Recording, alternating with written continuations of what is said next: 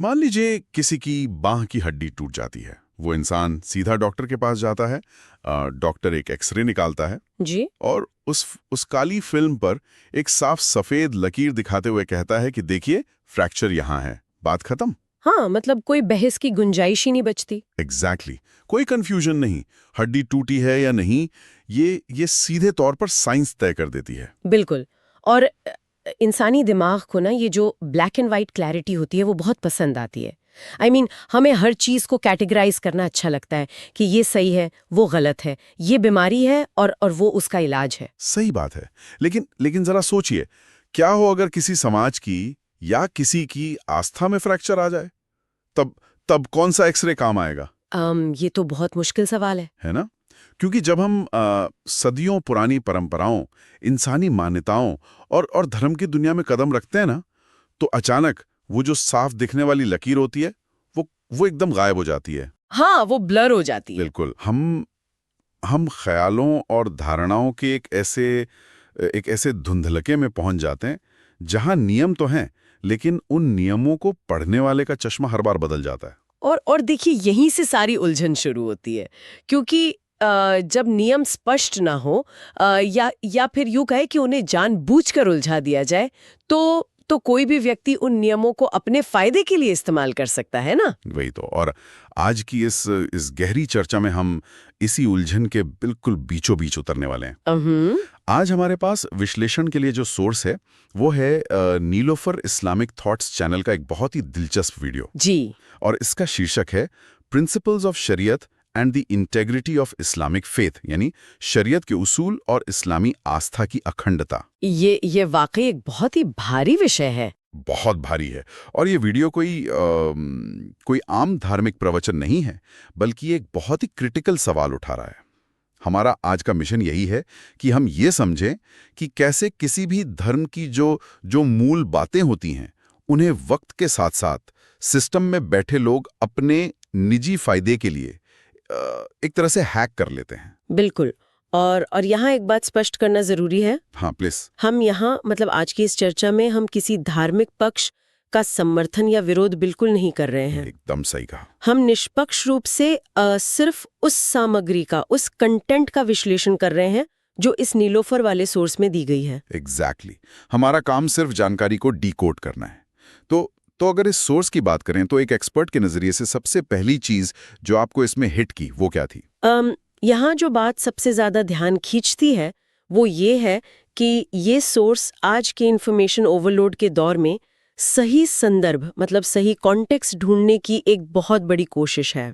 हाँ, ये बहुत ही बेबाकी से उस टकराव को सामने लाता है जो एक तरफ निजी स्वार्थ और दूसरी तरफ आस्था की पवित्रता के बीच चल रहा है। सही बात है। अब कोई इंसान ये सोच सकता है कि भाई अगर किसी धर्म के नियम किताबों में इतने साफ साफ लिखे हैं तो फिर इतनी उलझन क्यों है? हाँ, ये सवाल तो उठता ही है। और इसका कारण नीलोफर का ये वीडियो अपनी शुरुआत में ही दे देता है। इस विचार का कोर ये है, मैं कोट करता हूं, आज कुछ लोगों ने इस्लाम को अपनी सोच और फायदे के हिसाब से पेश करना शुरू कर दिया है। मतलब शरीयत को समझने के बजाय उसे अपने अपने मतलब के अनुसार चलाया जा रहा है। और यहीं पर हमें रुककर सोचना होगा कि समझने और चलाने में, यानी मैनिपुलेट करने में क्या फर्क है। ये बहुत बड़ा डिस्टिंक्शन है। ठीक है, तो आइए इसे थोड़ा विस्तार से समझते हैं।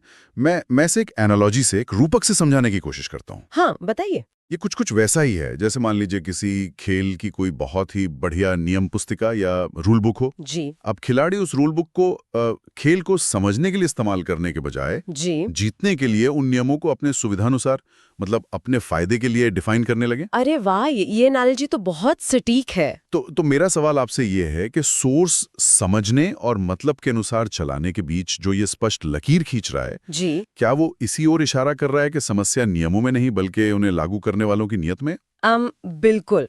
सोर्स स्पष्ट रूप से स्वार्थ को, यानी जो पर्सनल एजेंडा होता है, उसे आस्था की अखंडता के लिए सबसे बड़ा खतरा मानता है।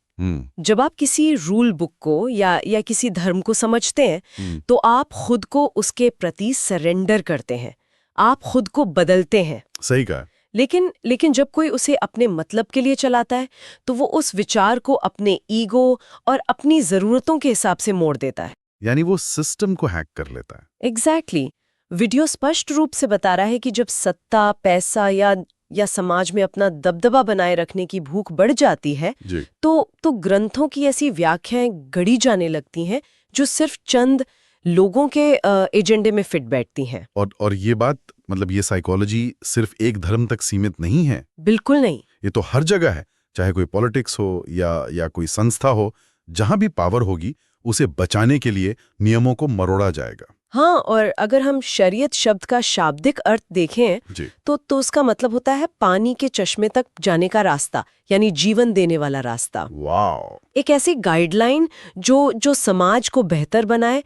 लेकिन जब इसी शरीयत के नाम पर लोग अपनी रोटियां सेकने लगते हैं जी। तो वो रास्ता जीवन देने के बजाय लोगों का दम घोटने लगता है, सफोकेट करने लगता है। ये वाकई बहुत ही इंटरेस्टिंग पॉइंट है। और नीलोफर का ये वीडियो सिर्फ थ्योरी या फिलॉसफी झाड़कर नहीं छोड़ देता। हाँ, वो प्रैक्टिकल एग्जाम्पल देते हैं। बिल्कुल। वो इस हैकिंग या मैनिपुलेशन का एक बहुत ही ठोस रियल वर्ल्ड एग्जाम्पल हमारे सामने रखता है। वीडियो में बहुत ही सीधे शब्दों में हलाला जैसी प्रथाओं के गलत इस्तेमाल का जिक्र है। अब जब हम हलाला की बात सुनते हैं तो अक्सर बस न्यूज़ चैनलों की बहसें याद आती हैं, लेकिन सोर्स सीधे तौर पर कहता है कि हलाला कहकर इस्लाम को बदनाम करते हैं और इसके जरिए दीन इस्लाम की छवि खराब की जाती है। और इससे एक बहुत अहम सवाल खड़ा होता है कि ये मैकेनिज्म काम कैसे करता है। जी। हलाला का जो ओरिजिनल कॉन्सेप्ट था वो दरअसल एक बहुत ही सख्त नियम था। इसका मकसद ये था कि लोग गुस्से में या मजाक में अपनी शादियां ना तोड़ें। ये तलाक को एक बहुत ही मुश्किल और गंभीर प्रक्रिया बनाने के लिए था, ताकि कोई भी रातों रात अपनी पत्नी को घर से ना निकाल दे। मतलब ये एक तरह का ब्रेकर था, एक रुकावट थी। बिल्कुल, एक डिटरेंट था। लेकिन हुआ क्या, कुछ लोगों ने, जिन्हें हम बिचौलिए या धर्म के ठेकेदार कह सकते हैं, उन्होंने इस सख्त नियम को एक ट्रांजैक्शन में बदल दिया। एक लूपहोल निकाल लिया। हाँ, एक कॉन्ट्रैक्ट वाली व्यवस्था बना दी। जो चीज एक सजा के तौर पर थी उसे एक शॉर्टकट बना दिया गया। ओहो। और इसमें सबसे ज्यादा नुकसान, सबसे ज्यादा शोषण किसका हुआ? महिलाओं का। इसीलिए नीलोफर के वीडियो में जो बदनाम शब्द इस्तेमाल हुआ है ना, वो बहुत बहुत भारी है। तो यहाँ बात वाकई बहुत दिलचस्प हो जाती है। मतलब सोर्स ये नहीं कह रहा कि धर्म खराब है, बल्कि वो ये कह रहा है कि कुछ विशेष शब्दों या रस्मों का हथियार की तरह इस्तेमाल करके पूरे धर्म को बदनाम किया जा रहा है। जी। क्या हम इसे एक तरह का पीआर क्राइसिस या जनसंपर्क का संकट कह सकते हैं, जो बाहर के दुश्मनों ने नहीं बल्कि अंदर के लोगों ने पैदा किया है? पीआर क्राइसिस तो मुझे लगता है थोड़ा छोटा शब्द हो जाएगा यहाँ। अच्छा। हाँ, क्योंकि पीआर क्राइसिस में किसी ब्रांड की सिर्फ इमेज खराब होती है। लेकिन यहाँ बात सिर्फ इमेज की नहीं है। सही बात है। यहाँ बात सदियों के शोषण और न्याय के कत्ल की है। हाँ। जब किसी विशेष प्रथा का इस तरह से गलत इस्तेमाल होता है तो उसका नुकसान पूरी आस्था की अखंडता यानी इंटेग्रिटी ऑफ फेथ को उठाना पड़ता है। हाँ। वीडियो यही सवाल उठा रहा है कि जब आप किसी को अमानवीय स्थिति में धकेल देते हैं और ऊपर से कहते हैं कि ये तो धर्म है, तो बाहरी दुनिया तो वही दिखेगी ना जो आप प्रैक्टिस कर रहे हैं। बिल्कुल। वो किताबें थोड़ी ना पढ़ने जाएंगे पहले। एग्जैक्टली। आप कितनी भी अच्छी किताबें दिखा लें, अगर जमीन पर अन्याय हो रहा है तो लोग उस अन्याय को ही आपका धर्म मान लेंगे। ये वाकई रोंगटे खड़े कर देने वाली बात है। आप किसी को मजबूर कर रहे हैं और उसे जस्टिफाई करने के लिए उस पर एक डिवाइन स्टैंप लगा रहे हैं। जी। तो इस सब का असल मतलब क्या है? अगर ये मैनिपुलेशन और लूपहोल वाली प्रैक्टिसेस असली धर्म नहीं है, तो फिर सोर्स के अनुसार असली धर्म क्या है? ये वीडियो इस मामले में एक बहुत ही क्लियर कॉन्ट्रास्ट, एक स्पष्ट विरोधाभास पेश करता है। वो कैसे? एक तरफ ये बताता है कि इस्लाम या असली तालीम क्या सिखाती है, वो है इंसाफ, रहमत यानी दया और औरत की इज्जत। और दूसरी तरफ ये साफ करता है कि किन चीजों का इस्लाम सहारा नहीं लेता, जैसे जुल्म, मजबूरी और गलत रस्में। मतलब ये एकदम आमने सामने रख दिया गया है। बिल्कुल। अगर आप ध्यान दें तो सोर्स ने औरत की इज्जत को इंसाफ और रहमत के साथ एक ही पंक्ति में रखा है।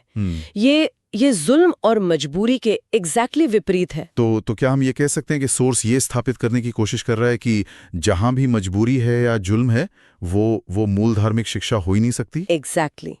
मैं तो कहूंगी कि एक लिटमस टेस्ट की तरह है। Litmus test. वो कैसे काम करता है यहाँ? मतलब ये वीडियो हमें एक फिल्टर दे रहा है। कोई भी प्रथा हो, कोई भी नियम हो, चाहे वो कितना भी पुराना क्यों ना हो, उसे इस फिल्टर से गुजारना होगा। अच्छा। क्या वो नियम इंसाफ करता है? क्या उसमें रहमत है? क्या वो औरत की इज्जत करता है?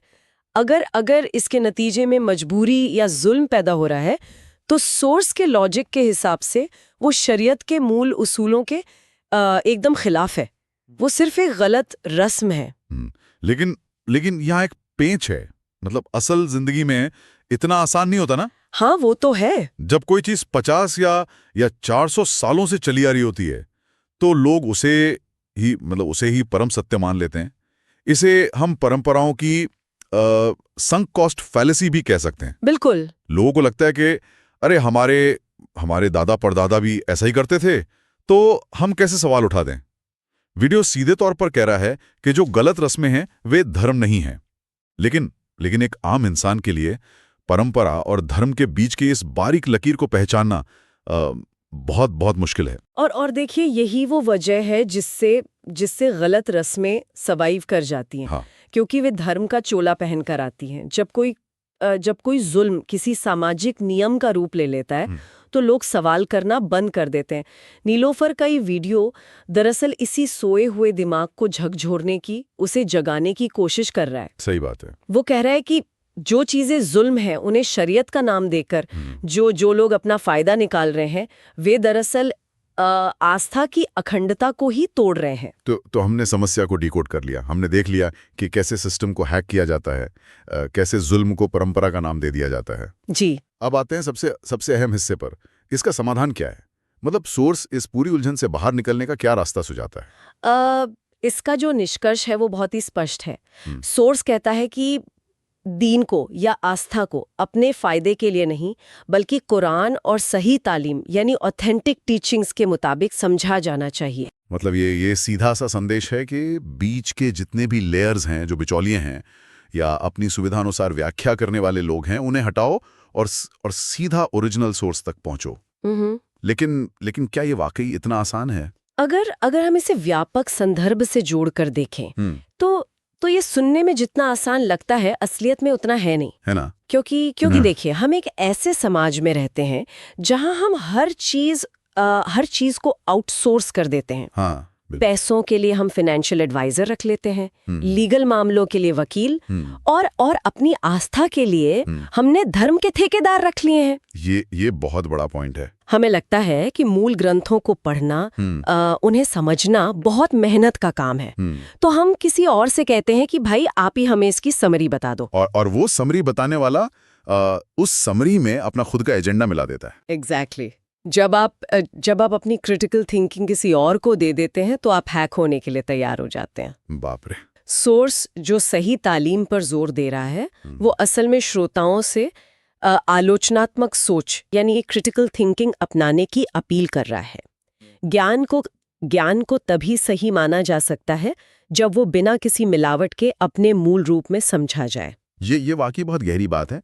मतलब अगर हम इस पूरी चर्चा के धागों को एक साथ समेटें, तो इस सोर्स ने हमें क्या-क्या बताया? मैं इसे संक्षेप में समेटती हूँ।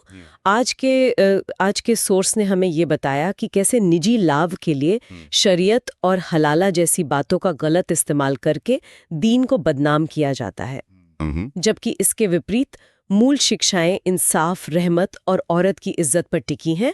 और इसका जो समाधान है वो केवल और केवल सही तालीम और कुरान या ओरिजिनल सोर्स की ओर लौटने में है। बिल्कुल। और अगर हम सोचें कि ये जानकारी आज के दौर में क्यों महत्वपूर्ण है, जी, तो वो इसलिए क्योंकि किसी भी क्षेत्र में, चाहे वो धर्म हो, कानून हो या समाज हो, मूल सिद्धांतों और बाद में जोड़ी गई गलत रस्मों के बीच अंतर कर पाना बहुत बहुत जरूरी है। सही बात है। ताकि इंफॉर्मेशन ओवरलोड और भ्रामक जानकारियों के इस दौर में हम सब अपना एक सही और निष्पक्ष नजरिया बना सकें। बिल्कुल। जब तक हम अपनी अकल का, अपनी समझ का इस्तेमाल नहीं करेंगे, तब तक कोई ना कोई हमारा फायदा उठाता ही रहेगा। एकदम सही। तो जाने से पहले मैं गहरा सवाल छोड़ना चाहता हूँ। जी बिल्कुल। हमने बात की कि कैसे इंसान अक्सर नियमों को अपने फायदे के लिए मोड़ देता है।